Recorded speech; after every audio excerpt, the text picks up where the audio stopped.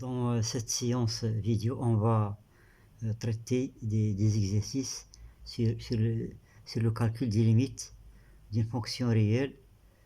De même, on va voir des exercices sur la continuité. Et ça sera en deux parties.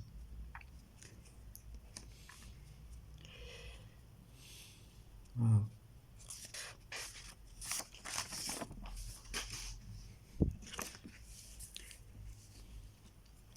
Limite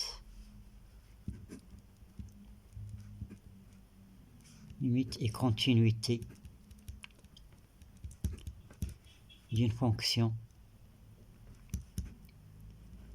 une fonction réelle. Voilà.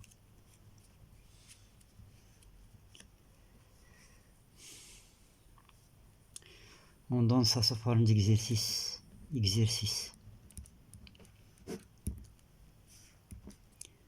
Calculer les limites suivantes. Première limite de tangente carré x moins 3 sur x moins pi sur 3. X tend vers pi sur 3.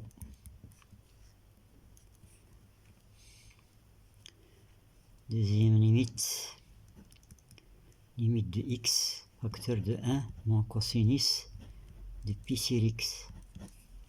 X tend vers plus l'infini. Troisièmement, limite de 1 plus cosinus pi x sur x plus 1 au carré. X tend vers moins 1.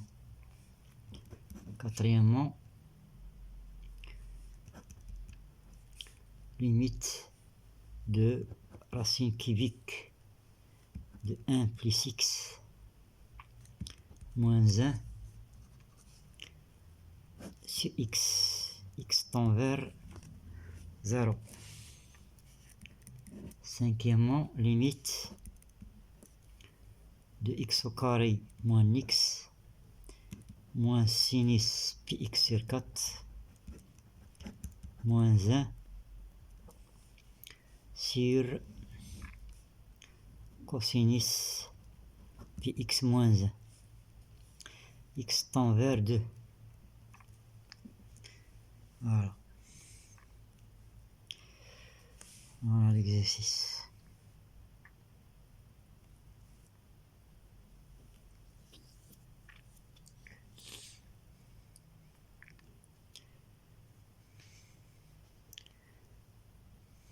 Maintenant, on passe à la solution.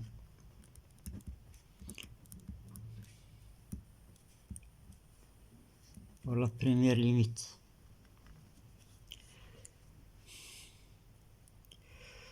on a la limite lorsque x tend vers pi sur 3 de tangente carré x moins 3 sur x moins pi sur 3. On remarque d'abord, lorsqu'on remplace x par pi sur 3, on va obtenir 0 sur 0. Donc c'est une forme indéterminée. Voilà. Donc qu'est-ce qu'on va faire? Donc elle va donner la limite. Ça c'est une identité remarquable, c'est tangente x moins racine de 3, facteur de tangente x, plus racine de 3 sur x moins pi sur 3. X tend vers pi sur 3. Donc ça donne la limite de tangente x moins racine de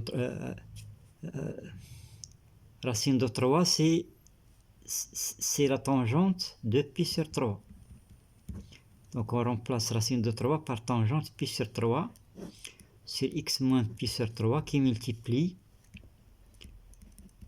la limite lorsque x tend vers pi sur 3 de tangente x tangente x plus racine de 3. Voilà. Et ça, c'est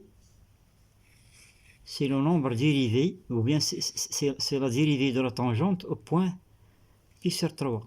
Donc c'est tangente prime de pi sur 3 qui multiplie.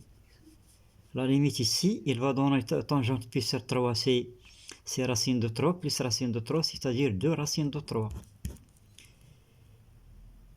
Et la dérivée, le nombre dérivé de la tangente pi sur 3, c'est 1 plus tangente carrée pi sur 3, qui multiplie 2 racine de 3. Donc ce sera égal 1 plus tangente pi sur 3, c'est racine de 3. Donc c'est racine de 3 au carré, qui multiplie 2 racines de 3. Donc il va donner ici 1 plus 3, c'est 4 fois 2 racines de 3. Donc il va donner 8 racines de 3. Voilà. Donc la limite, c'est ça.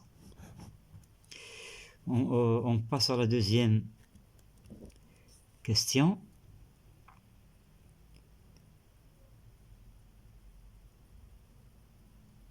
Calculons la limite lorsque x tend vers plus l'infini de x qui multiplie 1 moins cosinus pi sur x.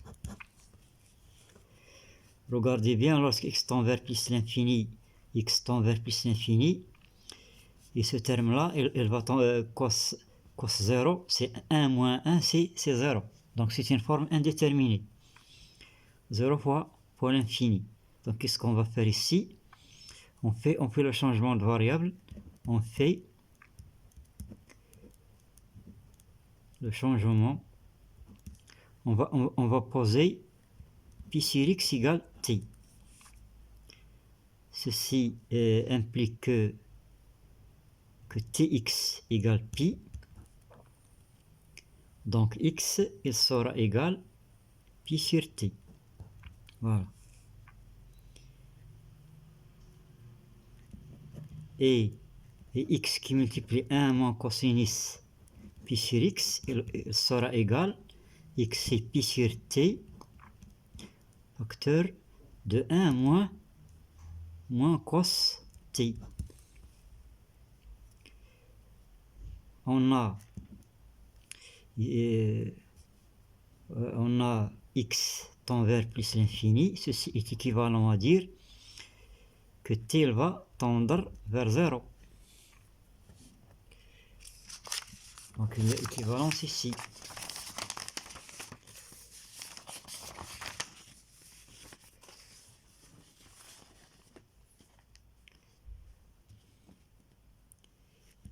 On sait que cos t il est équivalent à 1 moins t carré sur 2.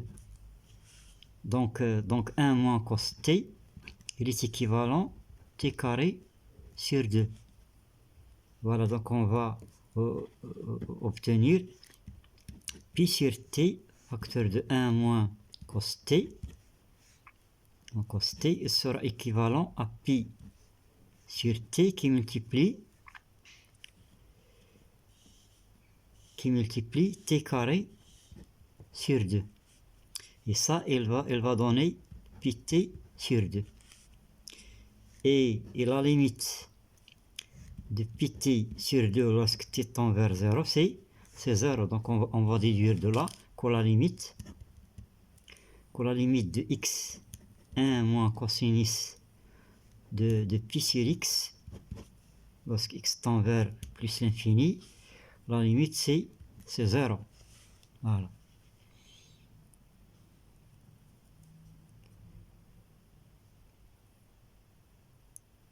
Voilà, c'est 0. Donc la limite c'est 0. Maintenant on va passer à la troisième limite.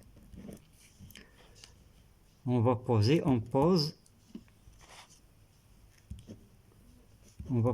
f de x est égal à 1 plus cosinus pi x sur x plus 1 au carré.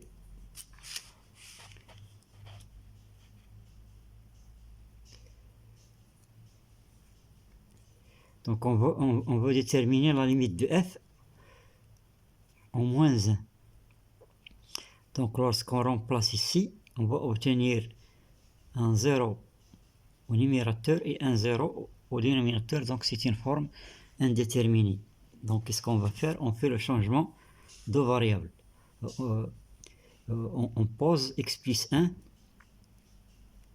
On fait le changement x plus 1 égale t.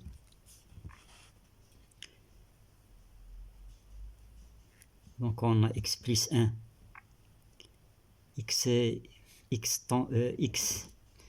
tend vers moins 1 est équivalent à dire que t tend vers 0. Et f de x, elle sera égale à 1 plus cosinus pi. Donc x sera égal à t moins 1 sur t carré, t au carré.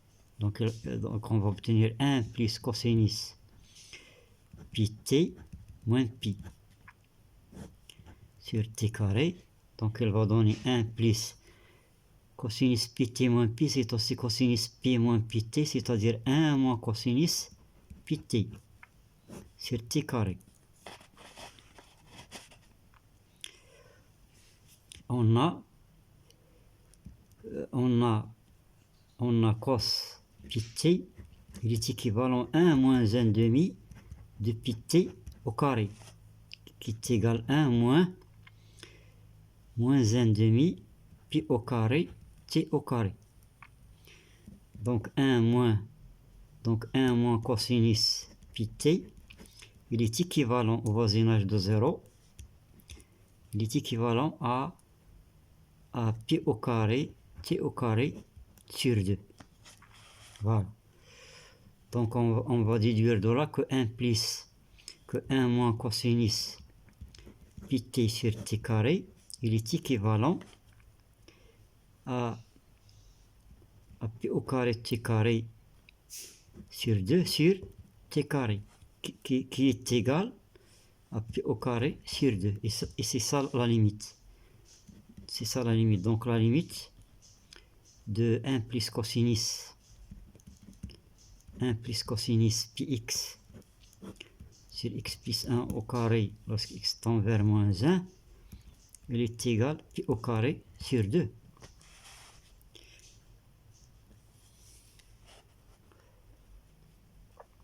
Voilà.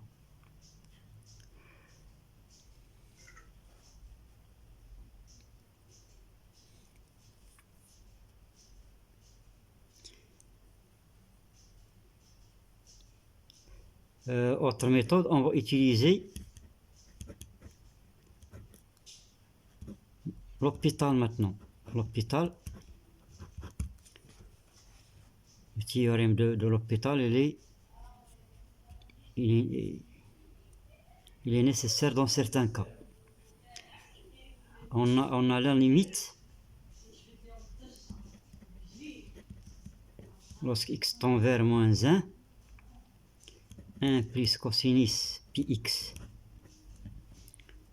sur x plus 1 au carré. Donc elle va donner la limite, on va dériver, elle va donner moins pi sinus pi x. Donc on dérive jusqu'à le fait qu'on n'obtient pas 0 sur 0. Moins pi sinus pi x sur 2 fois x plus 1. Voilà, x tend vers moins 1. Donc on va remplacer, donc on va obtenir un 0 en haut et un 0 en bas. Donc il faut encore dériver. Donc il va donner la limite, x tend vers moins 1. La dérivée de ça c'est moins pi au carré cosinus pi x. La dérivée de ça c'est 2. Maintenant on va remplacer x par moins 1. Cos pi c'est moins 1, donc elle va donner moins pi au carré qui multiplie moins 1 sur 2, c'est-à-dire pi au carré sur 2. Voilà. C'est ça la limite. Voilà.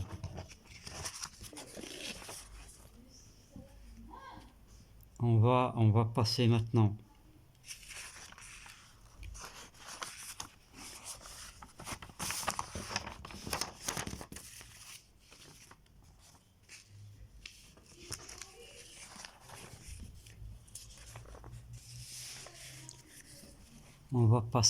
à la quatrième limite.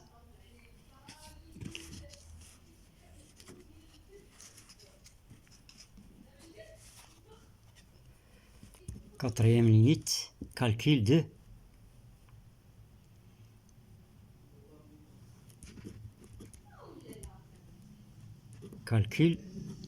de limite lorsque x tend vers 0 de racine cubique de 1 plus x moins 1 sur x. X tend vers 0.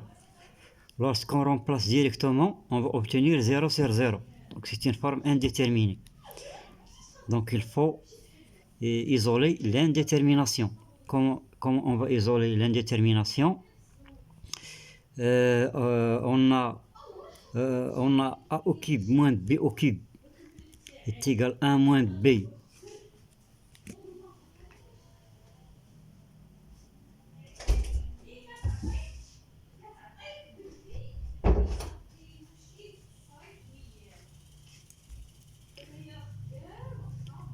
On a a au cube moins b au cube est égal à 1 moins b facteur de a carré plus ab plus b carré. Maintenant, on va échanger a par racine cubique de a et b par racine cubique de b. Donc, on va obtenir racine cubique de a au cube moins la racine cubique de b au cube sera égal à racine cubique de a moins la racine cubique de b facteur de racine cubique de a au carré plus racine cubique de a qui multiplie racine cubique de b plus la racine cubique de b au carré. C'est-à-dire qu'on va obtenir ici a moins b, il est égal à racine cubique de a moins la racine cubique de b qui multiplie. Ça, on peut l'écrire ici a à la puissance 2 tiers plus ab à la puissance 1 tiers plus b à la puissance 2 tiers. Voilà. Donc la racine de 1 plus x moins 1, 1 c'est aussi la racine cubique de 1, donc on va remplacer a par 1 plus x et b par 1. D'abord, avant ça, pardon, on va déduire d'abord que racine cubique, on va déduire que racine cubique de 1 moins la racine cubique de b, il est égal à 1 moins b sur a à la puissance 2 tiers plus ab à la puissance 1 tiers plus b à la puissance 2 tiers. Donc on va prendre a égale 1 plus x et b égale 1. Donc racine cubique de 1 plus x moins 1 sera égal à 1 plus x moins 1. Donc on va directement diviser par x facteur de 1 plus x à la puissance 2 tiers plus 1 plus x fois 1, c'est-à-dire 1 plus x à la puissance 1 tiers plus b c'est 1. Donc elle va donner 1 sur 1 plus x à la puissance 2 tiers plus 1 plus x à la puissance 1 tiers plus 1. Voilà. Donc on passe maintenant à la limite. Donc la limite de racine cubique de 1 plus x moins 1 sur x lorsque x tend vers 0. On va maintenant remplacer x par 0. Il va donner 1 tiers. C'est 1 plus 1 plus 1, donc c'est 1 tiers. Voilà, c'est ça la limite. 1 tiers. Maintenant, on va passer à la cinquième limite. Calcul de limite x tend vers 2. De x au carré moins x moins sinus px sur 4 moins 1 sur cosinus px moins 1.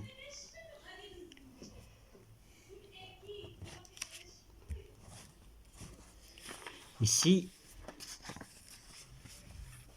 c'est mieux d'utiliser la règle de l'hôpital. On utilise la règle de l'hôpital.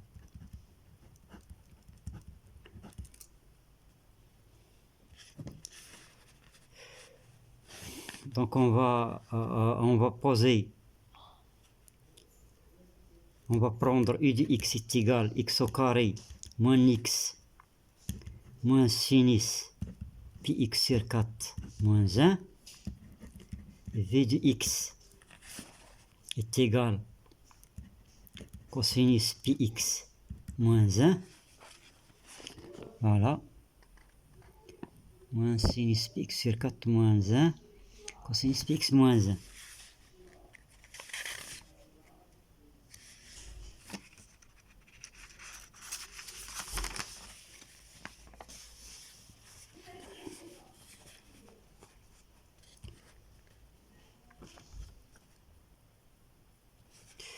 Regardez d'abord, lorsqu'on remplace x par 2, donc on va obtenir ici 2 au carré moins 2. 2 au carré moins 2, c'est 2. Moins sinus de pi sur 2, c'est-à-dire moins 1. Donc on va obtenir 2 moins 2, c'est 0. Ici on va obtenir cosinus de pi. Cosinus de pi c'est 1. 1 moins 1 c'est 0. Donc on a une forme indéterminée. Si on remplace directement, on obtient une forme indéterminée. Alors, donc on va utiliser la règle de l'hôpital. Donc on va calculer I' de x. I' de x c'est 2x. 2x moins 1 moins pi sur 4 cosinus de pi sur 4x. V' de x c'est moins pi sinus πx. Alors on va remplacer maintenant pour x égale 2.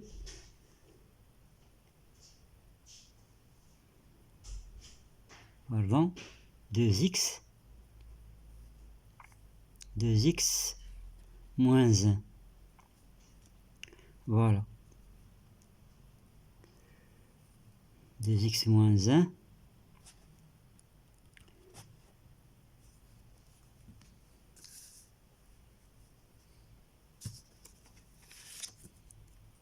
La limite c'est quoi? C'est x au carré moins x moins sinus px sur 4. Voilà. Moins sinus pi moins 1 sur cosinus px moins 1. Voilà. Donc on va, donc la limite c'est en x0 égale 2. Donc on va obtenir ici, on va obtenir 4 moins 1 sur 3 moins ici cos pi sur 2 c'est 0. Voilà, c'est 0. C'est 0. Ici, ici, V' pour V', on a obtenu moins pi sinus πx. Voilà, pour la dérivée. Je pense qu'il y a une erreur ici. Moins pi sur 4 cosinus pi sur 4x.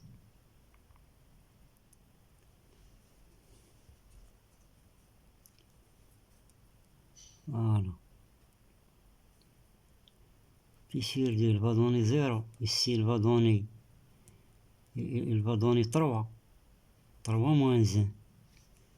Mais ici, il va donner 0. Donc on a trouvé que la limite est infinie. Ouais.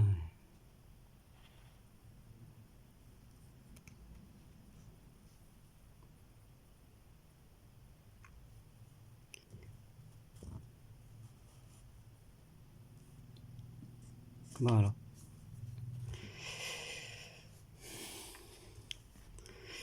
En tout cas, on va faire une autre méthode. Donc on va trouver que la limite de f' de x sur v' de x, lorsque x tend vers 2, il va donner 3 sur 0, donc c'est l'infini. C'est l'infini. Maintenant, on va voir une autre méthode pour bien être sûr de ce résultat-là. Autre méthode, on fait le changement de variable, on fait le changement de variable x moins 2 égale t. X moins 2 égale t. Donc on va obtenir x au carré moins x moins sinus pi x sur 4 moins 1 sur cosinus de pi x moins 1. On ne va pas faire la limite, on va d'abord remplacer en fonction de t. C'est quoi x c'est t plus 2, donc t plus 2 au carré moins t plus 2 moins sinus de pi sur 4 t plus 2 moins 1 sur cosinus de pi t plus 2 moins 1. Voilà, donc on va développer ça, il va donner t carré plus 4t, t carré plus 4t plus 4, moins t moins 2, moins sinus pi t sur 4, plus 2pi sur 4, c'est-à-dire pi sur 2, moins 1, sur cosinus pi t, plus 2pi moins 1. Donc il va donner t carré 4t moins t, c'est 3t. 4 moins 2, c'est 2, 2 moins 1, c'est 1. Plus 1, moins sinus. Sinus pi t sur 4 plus pi sur 2, c'est le cosinus. Donc il devient cosinus. Moins cosinus de pi t sur 4. Voilà, c'est la dérivée du sinus. Pi t sur 4. Voilà.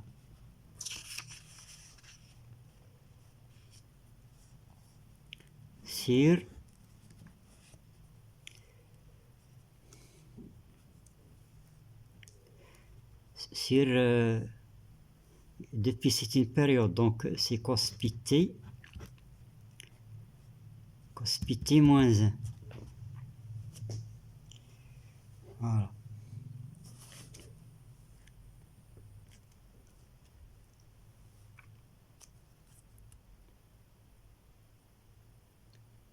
Voilà.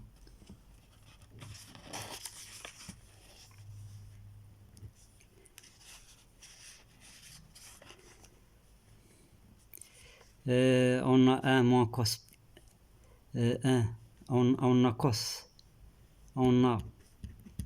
cos pi t, il est équivalent, alors ici t il va tendre vers 0.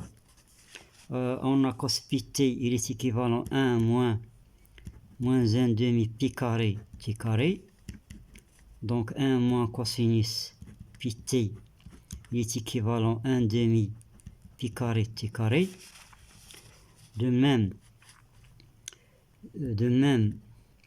1 moins cosinus pi t sur 4, il est équivalent à 1 demi de pi t sur 4 au carré, qui est égal à 1 sur 32 pi carré t carré.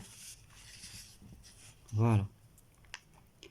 Donc on va nommer cette fonction là, c'est phi de t. Voilà, donc on va trouver que phi de t il est équivalente à t carré plus 3t plus 1.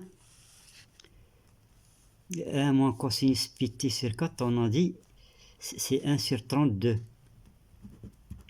Plus 1 sur 32 pi carré t carré. Sur cos pi t moins 1. Cos pi t moins 1, c'est moins 1 demi. Moins 1 demi pi carré t carré. Donc on va déduire que phi de t il est équivalente à moins 2 sur pi au carré moins 6 2 fois 3 c'est donc moins 6 sur pi t plus ici pi carré t carré, donc c'est moins 1 sur 2 fois 32 c'est 64. Voilà, donc on voit bien que la limite de phi t c'est l'infini. Donc la limite de phi de t lorsque t tend vers 0 il est égal à l'infini. Voilà. Voilà. La vidéo est terminée. Merci de votre suivi. The end.